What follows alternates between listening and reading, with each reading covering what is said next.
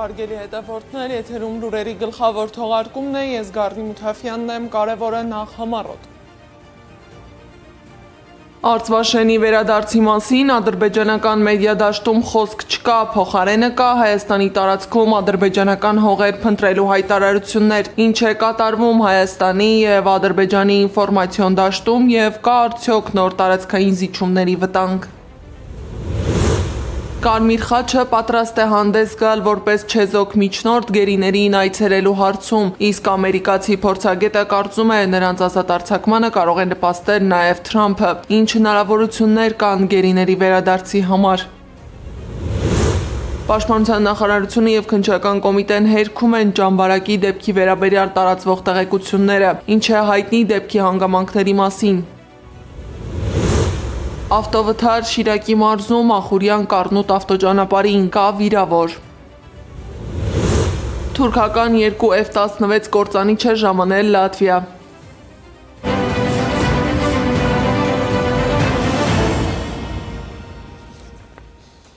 Արցվաշենի վերադարձի մասին Բաքվում չեն խոսում։ Տիգրանաշենի պատկանելությունը Երևանում են կասկածի տակ դնում։ Փաշինյանի ձևակերպումները հակադրվում են Բաքվի դիրքորոշմանը, Հայաստանից իրենց պահանջների մասին։ Ստեղծված վիճակում խնդիրը միայն առանձին հայտարարությունները չեն,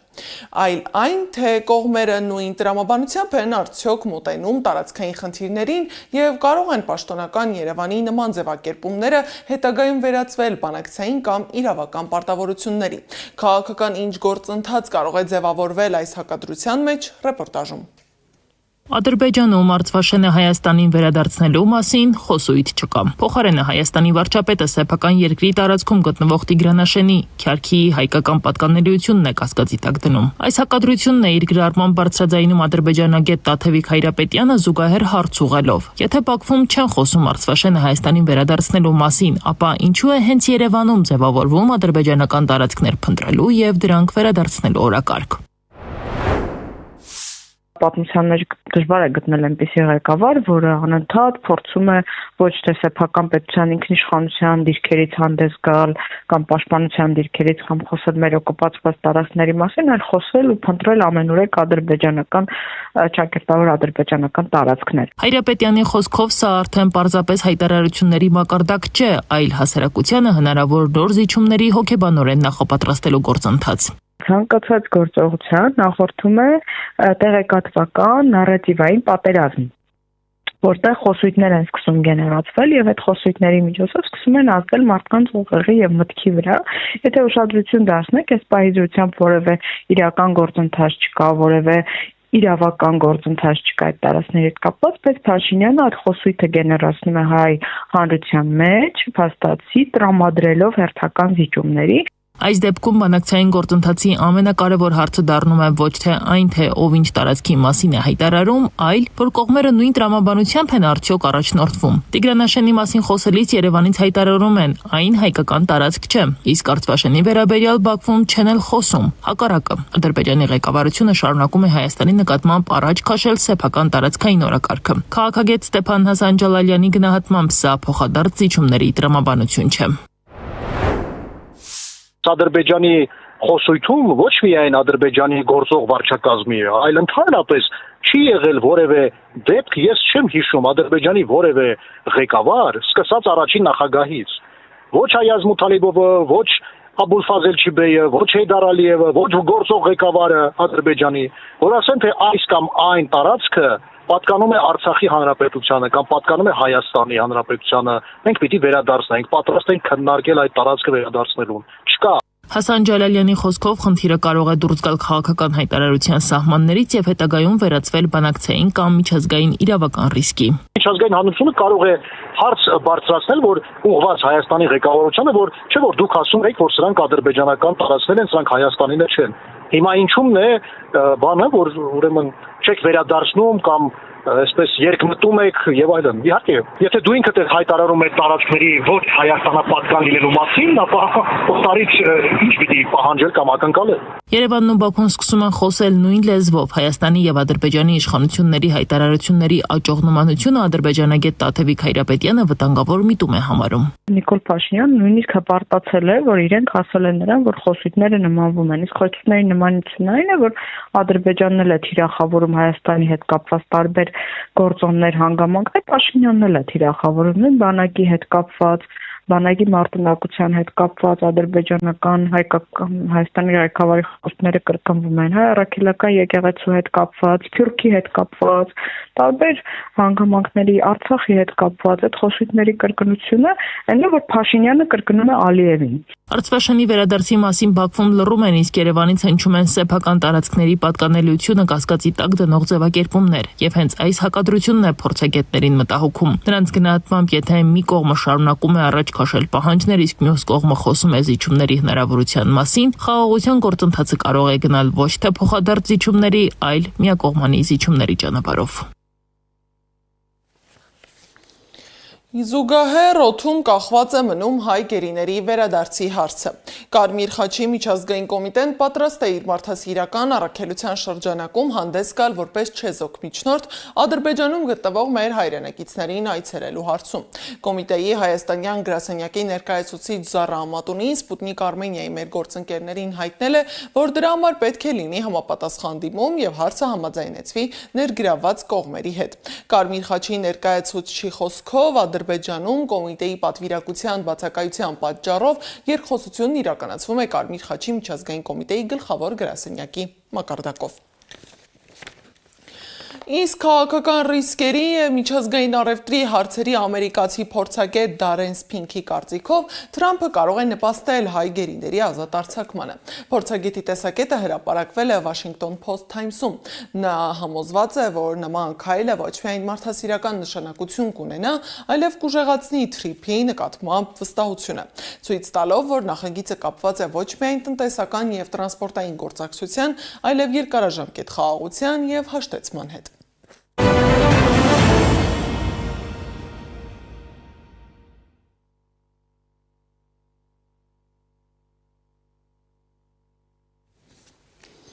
Պաշտպանության նախարարությունը և քննչական կոմիտեն հերքում են ճամբարակում տեղի ունեցած դեպքի վերաբերյալ շրջանառվող տեղեկությունները։ Ըստ գերատեսչության ու կոմիտեի համատեղ հայտարարության, ճամբարակի դժբախտ պատահարին չի նախորդել զինվորների միջև ծեծկռտուք, նրանք հակագազերով չեն վազել։ Սակայն ճամբարակում զինծառայողների վրաերթից հետո բացի ողբերգական հետևանքներից շարունակում է անպատասխան մնալ մի քանի կարևոր հարց։ Ինչու են զինծառայողները Զորամասից դուրս, ինչպես է ճանապարհ դուրս եկել անսարք համարվող մեքենան եւ որքանով են պահպանվել անվտանգության պահանջները։ Ինչ է հայտնի այս պահին Սեդա Մակարյանի ռեպորտաժում։ Ճամբարակում զինծառայողների վրաերթից մեկ օր անց հիմնական հարցերից մեկը մնում է անպատասխան։ Ինչու էին 7 զինծառայողները երեկոյան ժամին Զորամասի տարածքից դուրս եւ ինչ էին անում այդ ճանապարհին։ Դեպքի վերաբերյալ սոցիալական ցանցերում եւ լրատվամիջոցներում տարբեր վարկածներ են շրջանառվում։ Մասնավորապես տեղեկություններ են տարածվել, թե զինծառայողներին պատժելու նպատակով Զորամասից դուրս են բերել եւ ստիպել վազել։ Պաշտպանության նախարարությունը հերքել է այդ տեղեկություններից մեկը, հայտարարելով, որ զինծառայողները հակագազերով չեն վազել։ Ճամբարակում տեղի ունեցած դժբախտ պատահարի հանգամանքների վերաբերյալ մամուլում եւ սոցիալական ցանցերում տարատեսակ տեղեկություններ են շրջանառվում, չնայած որ դեպքի առթիվ նախաձեռնվել է վարույթ։ Հարկ ենք համարում արձագանքել դրանցից մեկին։ Լուրերը, թե զինվորները վազել են հակագազերով, չեն համապատասխանում իրականությանը։ Սակայն այս հայտարարությունը չի պատասխանում հարցին, թե ինչ հանգամանքներում կամ ում որոշմամբ են հայտնվել Զորամասից դուրս։ Վիրավորում ստացած զինծառայողներից մեկի մայրը Լուսինե Թումանյանը սոցիալական ցանցում գրել է, որ իր որդին առողջական խնդիրներ ունի եւ բժշկական փաստաթղթերով ազատված է եղել ֆիզիկական ծանրաբեռնվածությունից։ Իմ երեխան նույնպես այդ 7 զինծառայողների մեջ է։ Նրա վիճակը գնահատվում է միջին ծանրության։ Նա նախկինում բժշկական փաստաթղթերով հոդվածավորված է եղել եւ ազատված է եղել ֆիզիկական ծանրաբեռնվածությունից։ Չնայած դրան, դեպքի օրն ընտրվել է մեր կարծիքով ոչ պատշաճ պատժամիջոց, որի հետևանքով երեխայից դուրս են բերել գնդի տարածքից։ Հենց դրանից հետո էլ տեղի է ունեցել այս ողբերգական դեպքը։ Պահանջում ենք, որ քննության ընթացքում պարտադիր պարզվի, ով եւ ինչ հիմքով է կայացրել այդ որոշումը, հաշվի առնվել արդյոք զինծառայողի առողջական վիճակը եւ սահմանված սահմանափակումները եւ այդ որոշման ու տեղի ունեցած դեպքի միջև կա արդյոք պատճառահետևանքային կապ։ Մենք ուզում ենք ոչ թե ենթադրություններ, այլ ամբողջական եւ օբյեկտիվ քննություն։ Ավելի վաղ տեղեկություն էր տարածվել, որ բեռնատարը, որը վրաերթի է ենթարկյալ զինվորներին, անսարք է, չունի պետհամարանիշ, վարորդը վարորդական վկայական չի ունեցել։ Նա պայմանագրային զինծառայող է, Վահան գյուղի բնակիչ է, ունի 3 անչափահաս երեխա, շուտով 4-րդ երեխան է լույս աշխարհ գալու։ Վահան գյուղի ղեկավարի խոսքով վարորդը մեքենան գործածել է իր կենցաղային աշխատանքներն անելու համար։ Կանոնադրություն ինքը սահմանում է, թե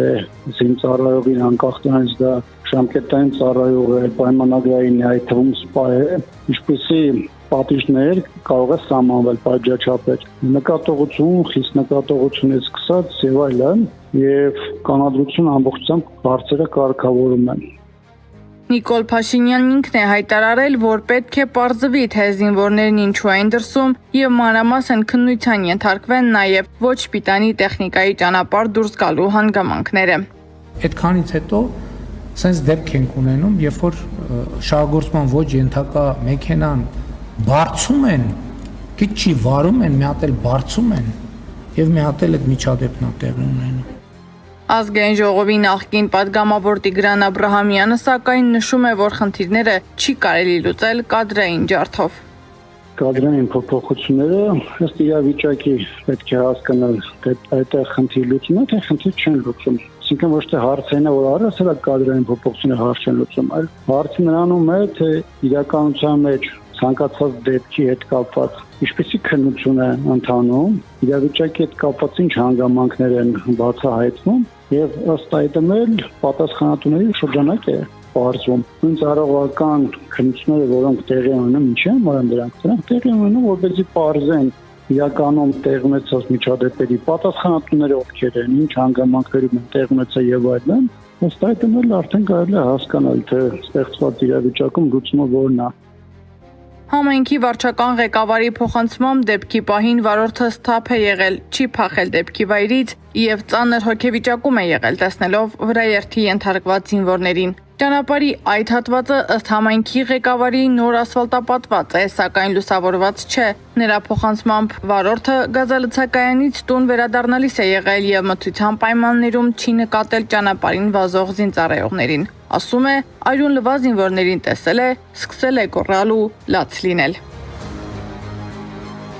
Վրաերթի հետևանքով մահացած 19-ամյա զինծառայողը զորակոչվել էր ընդամենը 1 ամիս առաջ, հուլիսի 22-ին։ Մյուս 6 զինծառայողներին տեղափոխել են հիվանդանոց։ Պաշտպանության նախարարության հրապարակած վերջին տվյալներով նրանցից 3-ը հետազոտվել են եւ բժշկական միջամտության կարիք չունեն։ Մյուս 3-ի կյանքին վտանգ չի սպառնում։ Վթարի արդիվ քննչական կոմիտեն քրեական վարույթ է նախաձեռնել քրեական օրենսգրքի 342-րդ հոդվածի առաջին եւ 4-րդ մասերով։ Վարորդը ձերբակալվել է։ Հատկանշական է, որ նախորդ ամիս Ճամբարակի նույն զորամասում հայտնաբերվել էր 20-ամյա Նարեկ Թորոսյանի մարմինը։ Պաշտպանության նախարարությունն ավելի ուշ հայտնեց, թե տղան ինքնասպան է եղել։ Սեդա Մակարյանն, Նոնա Գևորգյան, ABC Media։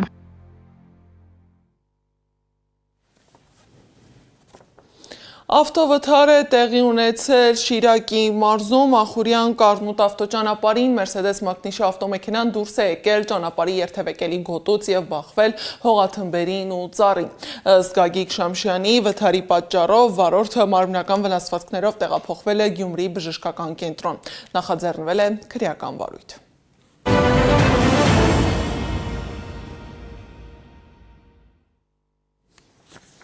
Ռուսաստանի Դաշնության արտգործնախարար Սերգեյ Լավրովը հայտնել է, որ Մոսկվան տեղեկություն ունի արտերկրում կիբերհարձակումների միջոցով Պետդումայի ընտրության վրա ազդելու պլանների մասին։ Նմանատիպ արկածախնդրություններ կազմակերպվելու են արտերկրում։ Երկրի արտգործնախարարությունը հարյուրավոր քվեարկության տեղամասեր է բացում ավելի քան 100 երկրում։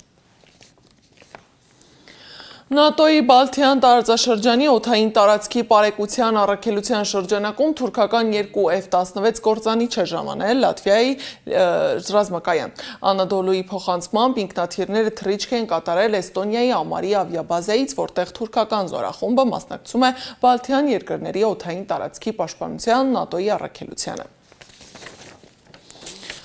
Ալ-Հադադ հեռուստաընկերությունը հաղորդել է Իրանի խորհրդարանի խոսնակ Մոհամմադ Բաղեր Ղալիբաֆի Իրաք կատարած այցի ընթացքում տեղի ունեցած բանակցությունների մանրամասները։ Ղալիբաֆն Իրաքի իշխանությանը ներկայացրել է մի քանի գաղտնի առաջարկ, որոնք ուղղված են Բաղդադի կառավարության եւ Թեհրանի վերաբերյալ զինված խմբավորումների միջև ուղիղ բախումների կանխարգելմանը։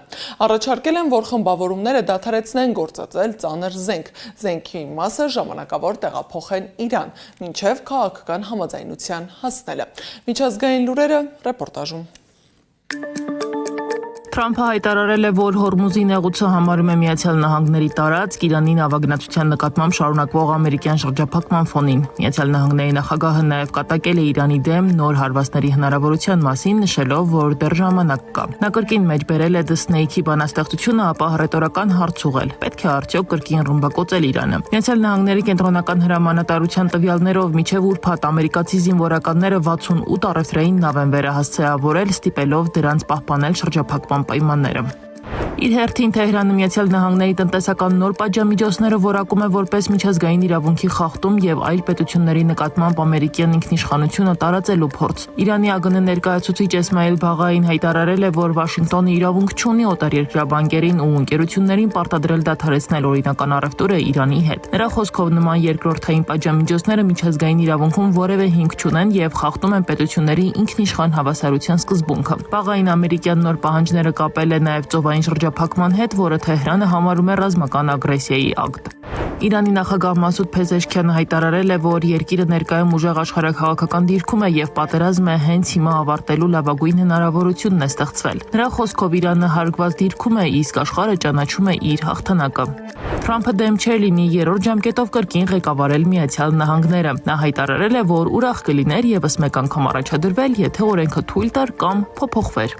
Մինչև Վաշինգտոնում քննարկվում է Թրամփի հնարավոր երրորդ ժամկետը, ռուս-ուկրաինական ճակատում շարունակվում են հարվածները։ Ռուսաստանի Դաշնության զինված ուժերը Չեռնոմորսկ եւ Յուժնի նավահանգիստներում ոչնչացրել են ռազմական գույքով պահեստներ եւ ուկրաինական զինված ուժերի համար նախատեսված վառելիքաքսուքային պաշարներ։ Դրանից զատ ուկրաինական ԱԹՍ-ները Սամարայի մարզում հարվածել են Օզոնի լոգիստիկ համալիրին, տուժել են մի քանի մարդ։ Ավելի ուշ Օզոն ընկերությունը հայտարարել է, որ ցանցը շարունակում է աշխատել սովորական ռեժիմով։